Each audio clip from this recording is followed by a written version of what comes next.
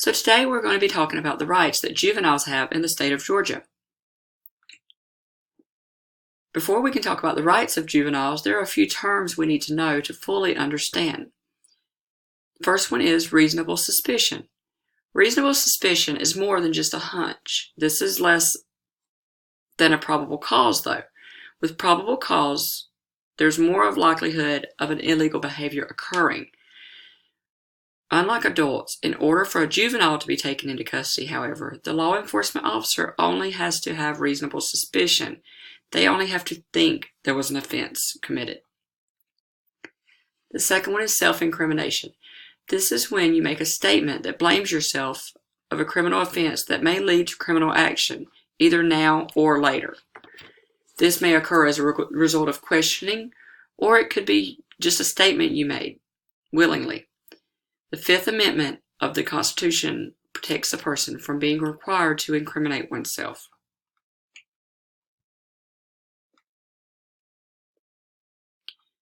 So the First Amendment in the U.S. Constitution has 5 freedoms: freedom of religion, speech, press, assembly, and petition. The Fourth Amendment is protection against unreasonable searches and seizures. Unfortunately, this does not count when it comes to your parents needing to search your bedroom. It just doesn't quite work out that way. Then we have Amendment 5. This is the due process. This is when they read you your rights. It begins with, you have the right to remain silent. Anything you say can and will be used against you in a court of law. In the end, they ask, do you understand your rights? So when juveniles are taken in by the police, the phrase taken into custody is used rather than the term they were under arrest. Juveniles handled under the juvenile justice system have the same basic legal rights that all other citizens have. These rights are set out in Amendments 1, 4, and 5 of the United States Constitution. Juveniles also have the right to have their cases decided quickly, just as with adults, and the right to speedy trial.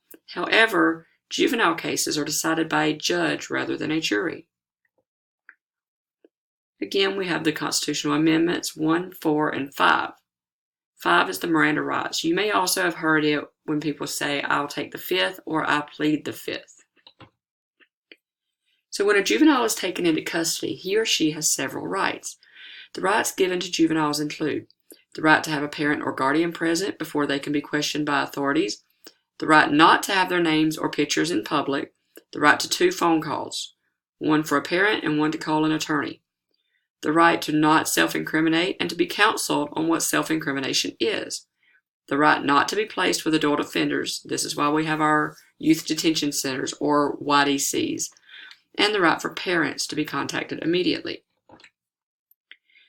So there are several statistics that link poverty to juvenile crime. Children are more likely to live in low-income situations and families than adults. Research shows that the younger a child is, the more likely he or she is to be living in poverty. In the earlier years of a teen's life, the risk of developing a tendency to turn towards crime is the highest. A child between the ages of 6 and 11 living in a low-income family is at a much higher risk of becoming involved in violent crime and becoming a juvenile delinquent than a child who falls between the ages of older, such as 12 and 15. There's also research that has shown that poverty reduces the cognitive capacity of teenagers and juveniles. Poverty-related concerns, such as where I'm going to sleep tonight, where I'm going to be eating tonight, take over the mental resources of juveniles, teenagers, youngsters, children, even toddlers at some point. This leaves them less time to think about other tasks. They end up focusing just on that poverty and the struggle, and therefore they turn to making bad decisions in what they feel like is the only way out of this situation.